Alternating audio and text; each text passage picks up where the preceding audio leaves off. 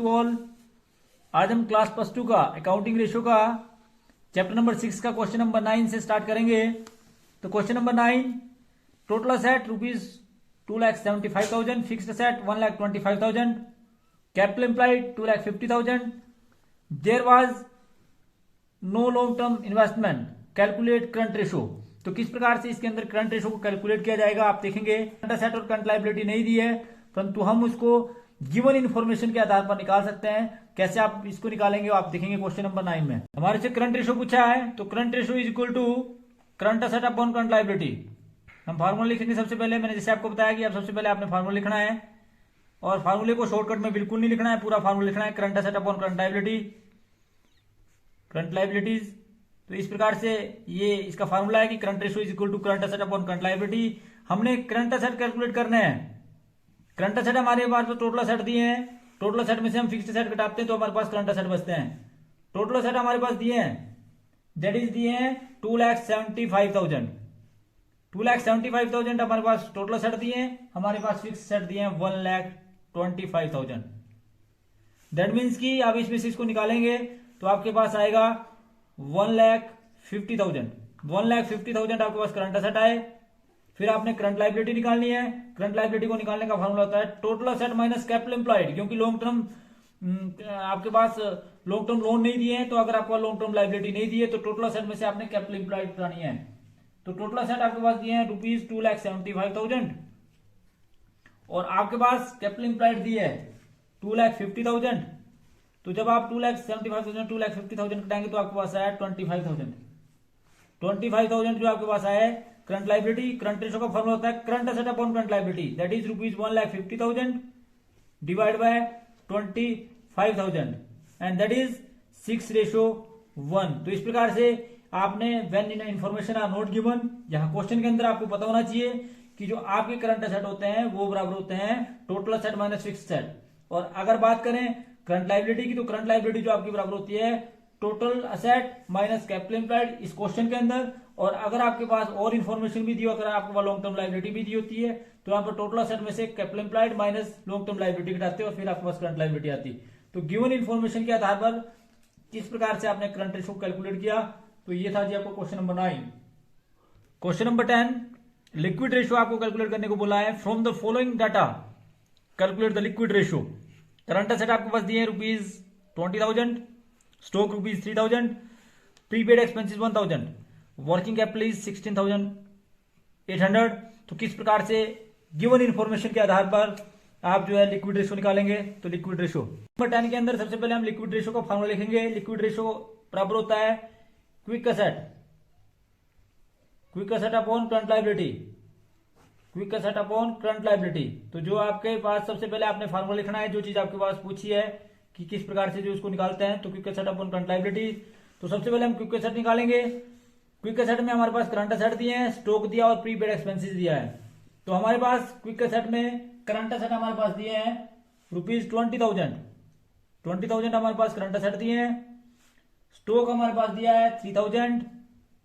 हमारे पास prepaid expenses दिया है रुपीज 1,000। तो इसका मतलब है कि अगर हम इसमें से निकालेंगे तो आपके पास आया रुपीज 16,000। 16,000 जो आपके पास आया वो आया जी प्रीपेड एक्सपेंसेस। अब आपने निकालनी है करंट लायबिलिटी। करंट लायबिलिटी निकालने के लिए हमारे पास करंट लायबिलिटी दी नहीं है, परंतु करंट लायबिलिटी जो है हम निकाल सकते हैं क्योंकि हमारे पास वर्किंग कैपिटल दी है। वर्किंग कैपिटल जो बराबर होती है वो करंट असेट और करंट लायबिलिटी का डिफरेंस होता है। Working capital is the difference between current asset and current liability. So current liability is equal to current asset minus working capital. Current asset हमारे पास है rupees 20,000 and current liability is rupees working capital is rupees 16,800। That's why जो आपकी current liability आई वो आई जी 3,200। तो इस प्रकार से आपकी करंट लायबिलिटी आ गई। अब हमने लिक्विड रेशो में इसको लिक्विड रेशो हमने इसका निकालना है। तो liquid ratio is equal to 16,000 divide by rupees 3,200, and that is 5:1। तो इस प्रकार से ये था जी आपका liquid ratio when information are not given. Working capital हमने इसमें निकाली। करंट असेट हमारे पास क्विक असेट हमारे पास निकालने के लिए इजी थे कि हमने करंट असेट में से स्टॉक और प्रीपेड एक्सपेंसेस को उठाया। हमारे पास क्विक असेट आ गए, करंट असेट आ गए, क्विक असेट आ गए। वर्किंग कैपिटल जो बराबर होती है वो current asset minus current liability का डिफरेंस होती है। तो करंट लायबिलिटी जो है वो current asset minus working capital होती है। तो हमने गिवन इन्फॉर्मेशन के आधार पर लिक्विड रेशियो निकाला। तो इस प्रकार से ये था जी क्वेश्चन नंबर 10 टू ऑल। और today's topic is accounting ratio class +2। Question number 11।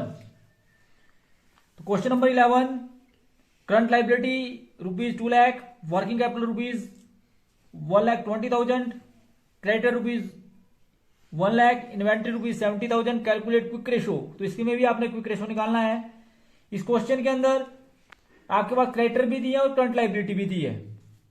तो creditor also include in current liability, that's why there is no use of creditors, reason being current liability include creditors. तो यहां पर आपको इस बात का ध्यान रखें, ये केवल मात्र आप लोगों को थोड़ा कई बार आप बच्चे क्या करते हैं कि करंट लायबिलिटी में क्रेडिटर भी जोड़ देते हैं। These type of question are very important, reason being क्योंकि it create doubt in your mind. तो आपने डाउटफुल कभी नहीं होना है जब आपके पास करंट लायबिलिटी गिवन दी है तो अदर आइटम जो लायबिलिटी की दी है that is useless. Reason being these item are include in the following liabilities, that means कि करंट लायबिलिटी में ये इंक्लूड है क्रेडिटर्स। तो it is very much clear here, it is very essential to point out this point कि आप लोगों को इस बात का विशेष ध्यान रखना है कि जब आपके पास करंट लायबिलिटी अलग दी हो और चाहे आपको बैंक ओवरड्राफ्ट दिया, क्रेडिटर्स दिया, व्हाटसएवर आइटम जो आपके पास गिवन है उस आइटम का यो आइटम यूजलेस है, जिसका मतलब है कि आप लोगों ने उस कंडीशन में करंट लायबिलिटी को ही लेना है, जो अदर आइटम दिए उनको आपने यूजलेस मानना है। उसके बाद जो आपके पास अदर आइटम है जैसे करंट एसेट नहीं दिए उसको हम निकालेंगे और किस प्रकार से इसको निकालेंगे तो हम क्वेश्चन करते हैं। Question number 11। क्वेश्चन नंबर 11 में हम सबसे पहले लिक्विड रेशियो का फॉर्मूला लिखेंगे। तो liquid ratio is equal to quick asset upon current liability.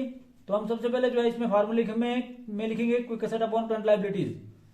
और फिर हमने क्योंकि हमारे पास क्विक एसेट नहीं दिए हैं, हमारे पास वर्किंग कैपिटल दी है, तो वर्किंग कैपिटल जो बराबर होती है वो करंट एसेट और करंट लायबिलिटी का डिफरेंस होता है। तो हम करंट एसेट निकालेंगे, तो करंट एसेट जो है वो working capital minus current liability.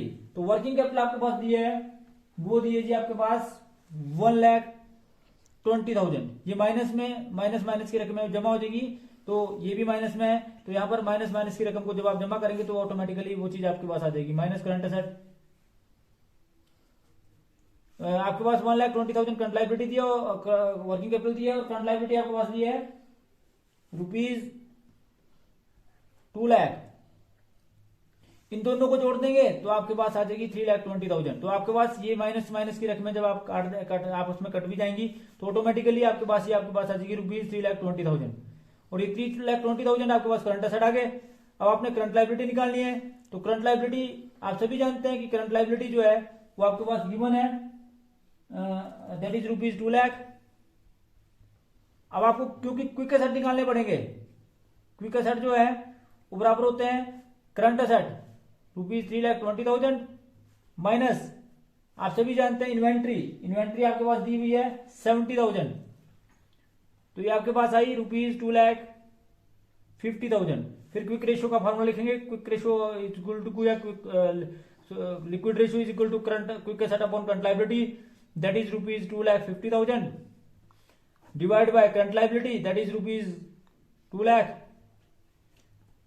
And the answer is 1.25:1। तो इस प्रकार से ये आपका लिक्विड रेशियो आया। इस क्वेश्चन के अंदर आपने देखा कि आपके पास सबसे पहले जो है क्विक एसेट चाहिए थे। क्विक एसेट को निकालने के लिए सबसे पहले आपको करंट एसेट निकालने पड़ते थे, तो करंट एसेट आपके पास नहीं थे।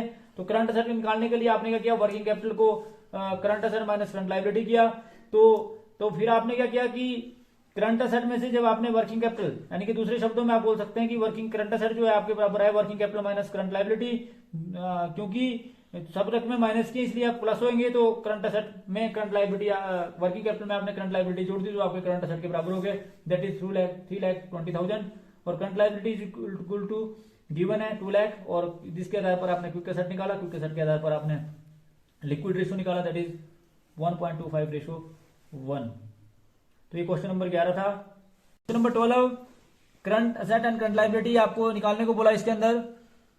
तो बड़ा इंपॉर्टेंट क्वेश्चन है ये भी, क्योंकि कई बार मैक्सिमम टाइम देखा गया कि क्वेश्चन जो है आपको रिपीट रैंडमली आ जाता है, इसलिए बड़ा इंपॉर्टेंट क्वेश्चन है। यदि भी आपको सिंपल क्वेश्चन आएगा परंतु इस तरह के क्वेश्चन भी आपको आते हैं। आपसे पहले ये देखेंगे प्रीवियस ईयर के क्वेश्चन पेपर को देख के आया हो, तो ये क्वेश्चन जो है बड़ा रैंडमली रिपीट हुआ है। A firm has current asset, current ratio दिया है 4:1, क्विक रेशो दिया है 2.5:1, assuming inventory is rupees 20,500, find out the total current asset and total current liability. Total current asset और करंट लाइबिलिटी निकालने को आपको बोला है, तो किस प्रकार से इसकी टोटल करंट असेट और करंट लाइबिलिटी निकालेंगे, तो आप देखेंगे क्वेश्चन को। क्वेश्चन नंबर 12 में करंट रेशो इज 4:1 मतलब, and quick ratio is 2.5:1। The difference between their two ratio is stock, that means की therefore stock is 4 - 2.5 is equal to 1.5। हमारे पास जो चीज दी हुई थी उसको हम लेफ्ट हैंड साइड लेते हैं। If stock is 1.5 then current asset is 4. If stock is 1 then current asset is 4/1.5. If stock is, आप सभी जानते हैं कि आपके पास स्टॉक की वैल्यू दी है 20,500, तो देन करंट असेट जो आपके पास है वो है 4/1.5 इंटू 20,500, एंड दैट इज, आप सभी जानते हैं कि आपके पास जो करंट असेट है वो आपके मतलब करंट असेट निकालना था हमने, तो if stock is 1.5 then current asset जो है 4 है, if stock is 1 then current asset जो है 4/1.5, if stock is 20,500 then stock is 4/1.5 multiply by 20,500 and that is rupees 60,000। That means की जो आपके करंट असेट आए जो आपसे पूछे हैं वो आए जी 60,000 की। अब हमने क्या निकालना है, करंट लाइबिलिटी। तो करंट लाइबिलिटी निकालने के लिए हम क्या करेंगे, करंट रेशो का फॉर्मूला लिखेंगे। तो करंट रेशो का फॉर्मूला आप सभी जानते हैं कि करंट रेशो का फॉर्मूला होता है current asset upon current liability. Current asset को आप जो है वो करंट लाइबिलिटी से डिवाइड करेंगे, current asset upon current liabilities, और आप फिर इसको निकालेंगे। तो करंट रेशो जो है वो आपके पास, करंट रेशो आपके पास दिया है 4/1, करंट असेट की वैल्यू आपने निकाल ली है दैट इज 60,000। तो करंट लाइबिलिटी आपके पास दी नहीं है, तो करंट लाइबिलिटी आप निकालेंगे। तो 4 करंट लाइबिलिटी यानी कि 4 current liability is equal to 60,000 divide by 4 and that is rupees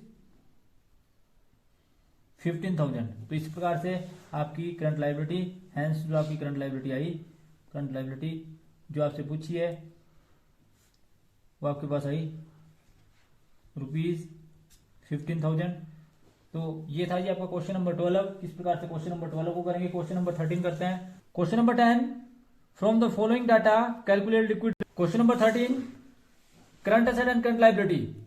current ratio आपके पास दिया है 5:2, वर्किंग कैपिटल दिया आपके पास 81,000, calculate the amount of current asset and current liability. तो इसमें भी आपने वर्किंग कैपिटल के बेस पे जो है वो करंट रेशो के बेस पे current asset and current liability निकालनी है। कैसे निकालेंगे, क्वेश्चन नंबर, करंट रेशो का फॉर्मूला होता है current asset upon current liability. Current asset upon current liability.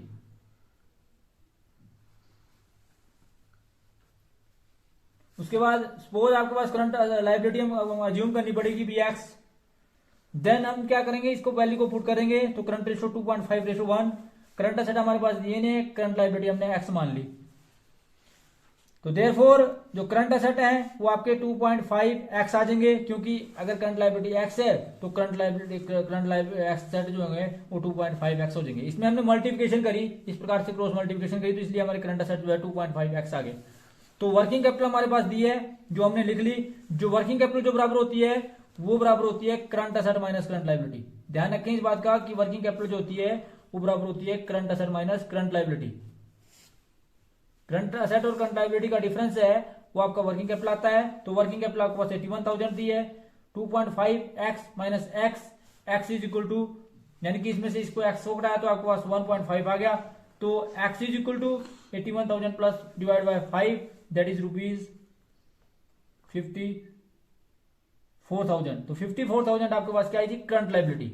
ये करंट लाइबिलिटी आपके पास आई, तो करंट लाइबिलिटी आपके पास आई 54,000। तो करंट असेट क्या आएंगे, यानी कि अगर इक्वेशन इसमें डाल देंगे आप इसको, तो 54,000 को 2.5 से मल्टीप्लाई करेंगे तो दैट इज आपके पास जो करंट लाइबिलिटी आएगी वो आएगी रुपीज 1,35,000। 5,000। तो किस प्रकार से आपने इसको निकाला।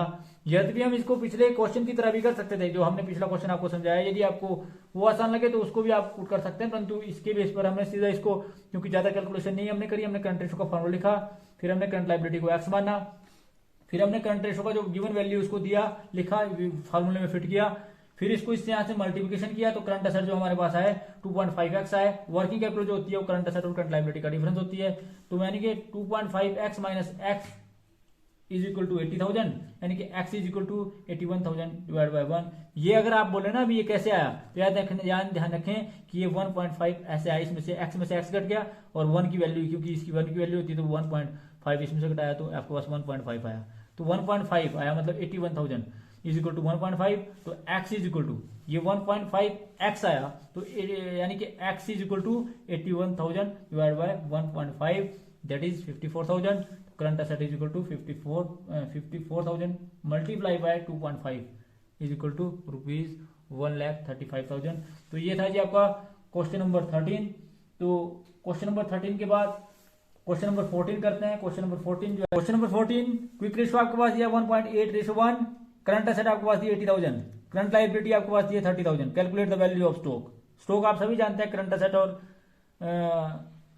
क्विक असेट का डिफरेंस होता है, तो हमारे को इसमें स्टॉक निकालने के लिए क्विक असेट निकालने पड़ेंगे। कैसे निकालेंगे, क्योंकि हमारे पास क्विक रेशो दिया, हम इसको आसानी से निकाल सकते हैं। तो क्विक रेशो का फॉर्मूला लिखेंगे। क्विक रेशो का फॉर्मूला होता है क्विक